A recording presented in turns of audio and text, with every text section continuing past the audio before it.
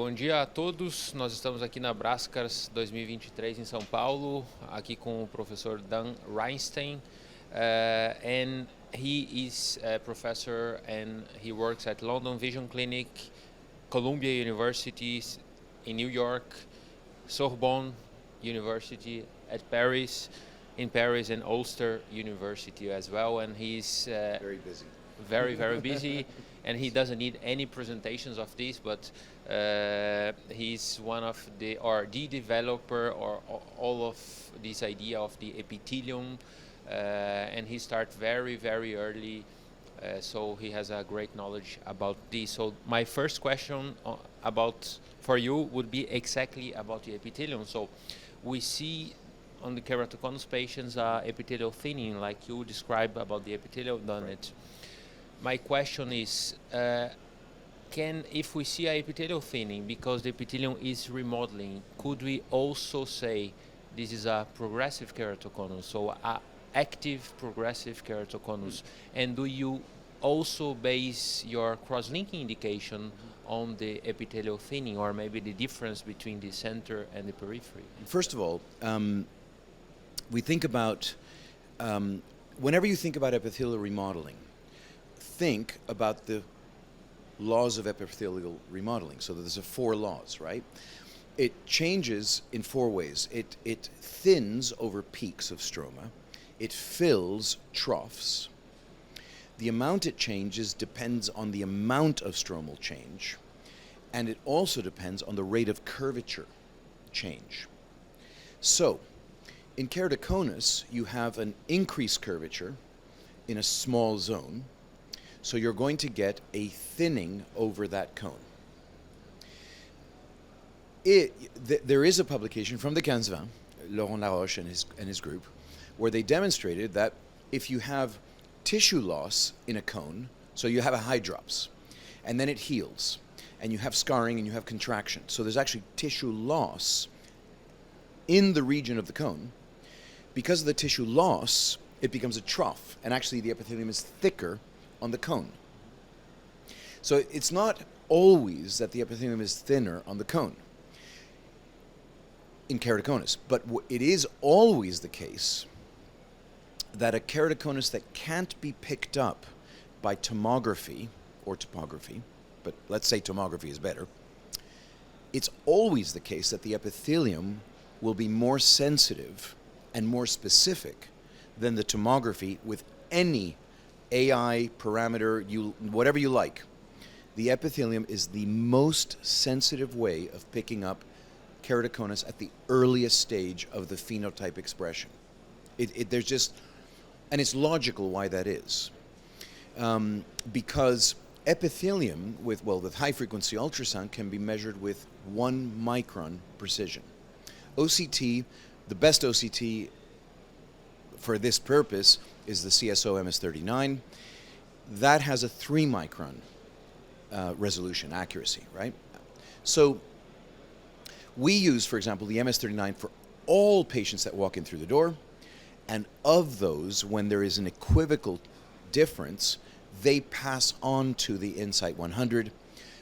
They get the epithelial map of the Insight 100, but then of course they also get the anterior segment scan in case it is keratoconus, and we're going to go straight to ICL. So we've already done all the scans at once. So that's the patient pathway. Now, if you think about keratoconus at the earliest moment of the phenotype expression, what is happening? The front and back surfaces, which are connected, they bulge a little bit forward. The back surface bulge is minuscule. Will it be picked up by an algorithm? Maybe. The front surface excursion is minimal. It will not be picked up on the front surface because the epithelium will absorb that extrusion.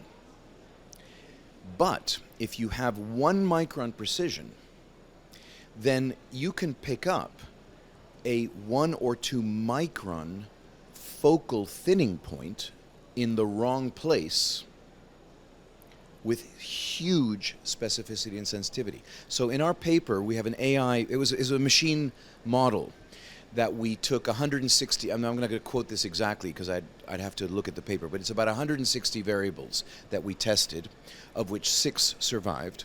And the 6 variable model on a first testing, on leave one out testing, had about 95% sensitivity and 95% specificity for picking up keratoconus with ultrasound. If it was run through a neural network, in 10 rounds of testing it, we got almost 98% specificity and sensitivity. So the reason is that we can measure epithelium with 1 micron precision, but a back surface that's elevated by 1 micron, how are you going to find that in the noise of back surface detection? Even with OCT, would you say that? Well, yeah, of course. Because there is noise in the system, right? There is eye movements between scans. Even the MS-39 is 1.5 seconds, but that's not no movement. So any curvature measurement that's attempted is going to be less because of the noise, the signal of a back surface measurement to show out from the noise is going to be less reliable than a 1 or 2 micron depression in an epithelial map, which you know has a very, very standard pattern. So on the Insight 100, we have the RSK score, the Reinstein-Silverman keratoconus score. That's the machine learning thing which classifies the keratoconus as normal or grade 1, and we have a cutoff line that 100% separates keratoconus from normals. But we also have a pattern deviation map. So we have the standard deviation of the population, and we published our average epithelial map in the JRS, I think in 2008. It's thicker inferiorly, thinner superiorly, and you compare the patient point by point to that standard deviation map, like in glaucoma maps. And you can see where there is an unexpected depression. And if that depression is is overlying the back surface where it's slightly elevated, you've basically confirmed that there is an anterior surface cone linked to the posterior surface cone. If the epithelium is thicker in the region of the steepening, I would say it's pathognomonic of it not being keratoconus. And that's why, for example, in my practice, the last 20 years, the last 15 years since I've using epithelial maps to exclude keratoconus, and I don't do PRK if I don't know. If I don't know, I don't do surgery. I do an ICL. If I don't know, I don't say, I'm not sure, the cornea is stronger with PRK, I'll do PRK, and we just roll the dice. I don't do that. I say, no corneal surgery, ICL. We do less than 1% surface procedures in my clinic. And that's because we use the epithelium to exclude keratoconus. So a cornea with asymmetry that you see in this region is thicker, not a big asymmetry, of course. Would you be comfortable in doing LASIK? Not comfortable, confident. Perfect. And just coming back to initial point, so the epithelial acts as a remodeling. It's like a fluid. It's like a fluid. Okay. It's like a fluid over the surface. So if you have some rocks in the river, and or let's say in the lake, you don't see the rocks if there's enough water. Yeah. But and the water is thinner over the rock. And if the keratoconus is progressing, so it's bulging, right. Good. I will see probably even thinner Correct. epithelium at this point. Yeah. So what we would like to have, so the patient comes first day on our office with keratoconus, is this progressive or not? Instead of waiting, so 3 months, could epithelial thickness or difference tell or give some tips? So this is probably progressive because the epithelium is very thin at this region and did not compensate. Right. Meanwhile, is this possible to approach?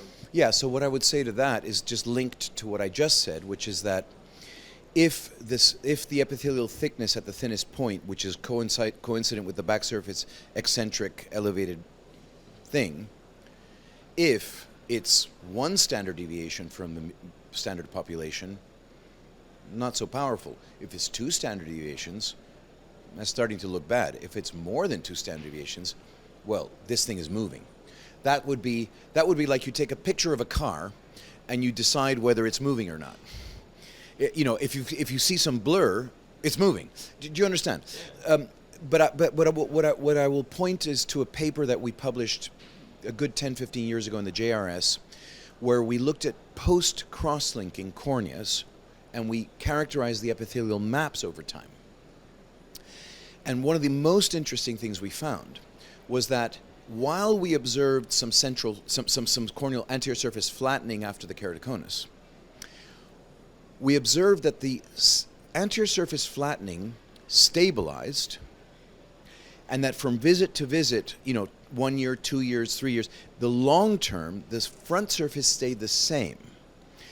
But the thinnest part of the epithelium that was over the cone kept on getting thicker, which tells you that the anterior cone was still flattening.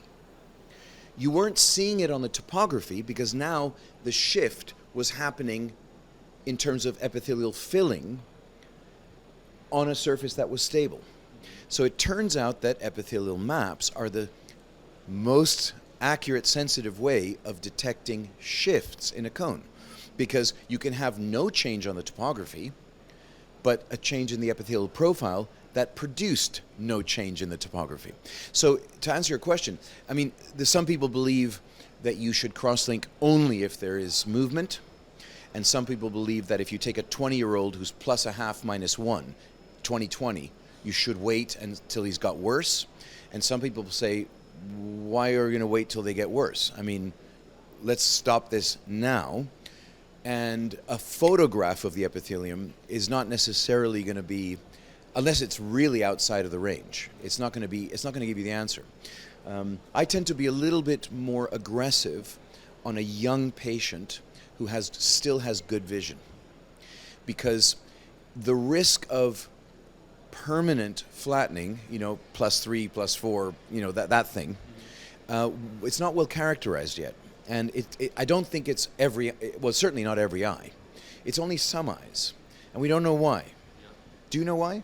No, and it's a very few of them, around 1% of the patients. Yeah. But just because of time constraints, I would have thousands of questions to you, but one more question would be about the epithelial remodeling after a trans-PR case. So we had a case in which the epithelium changes with the MS-39. We could measure epithelial change did a hyperopic shift of around 2 diopters post-operatively, and we could exactly measure this on the MS-39. Right. So the epithelium before the surgery was thick.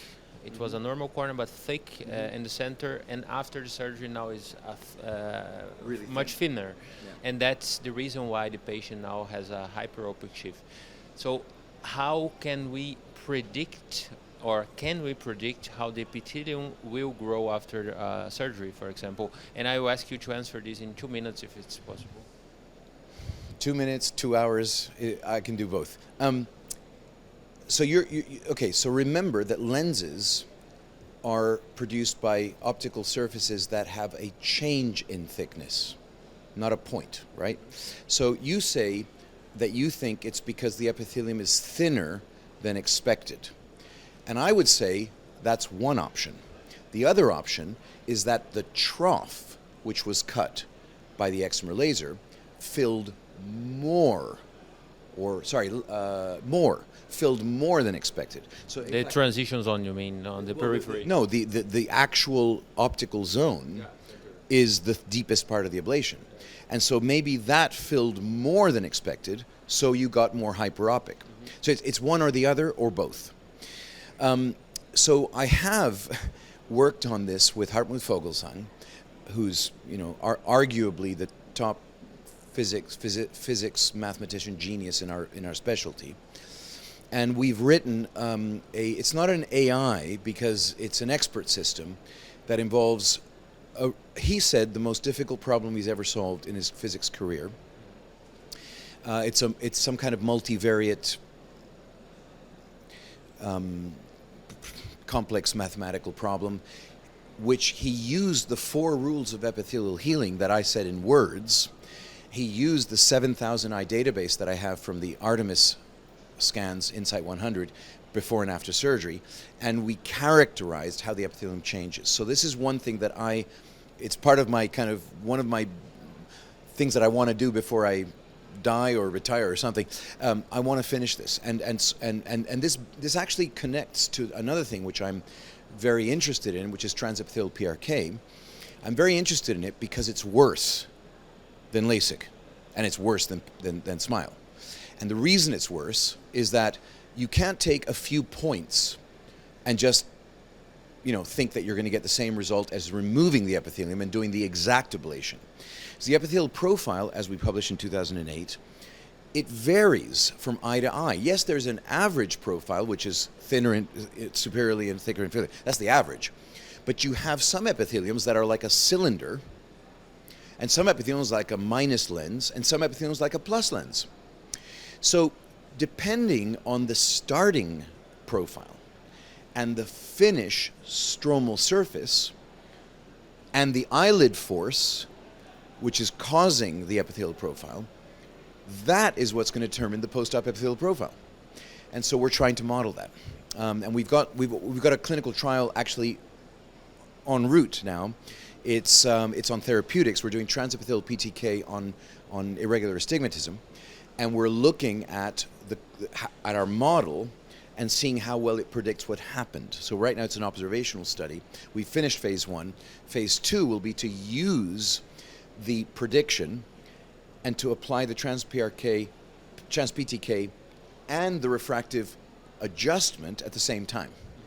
And that's where trans-PRK needs to go. It needs to go to a point where the power of the epithelium is known and you're shooting through it as a mask, which then introduces a variable, which in addition to you have to subtract from the refraction profile that you would have done had you removed the epithelium in a classical PRK. So for me, classical PRK, removing the epithelium with alcohol, is by far better than trans-PRK in terms of accuracy. And that's been shown in Michael Luger's study, his group. You look at the attempted versus achieved graph, and the LASIK eyes have a scatter of this, and the trans-PRK eyes all of the outliers are in the trans-PRK group. That's because of these outlier epithelial profiles. So we need 2 things. If you want trans-PRK to work, you need to have an exact map of the epithelium, and you have to know what power is going to be induced on the surface of the stroma while you're doing the trans-PTK part.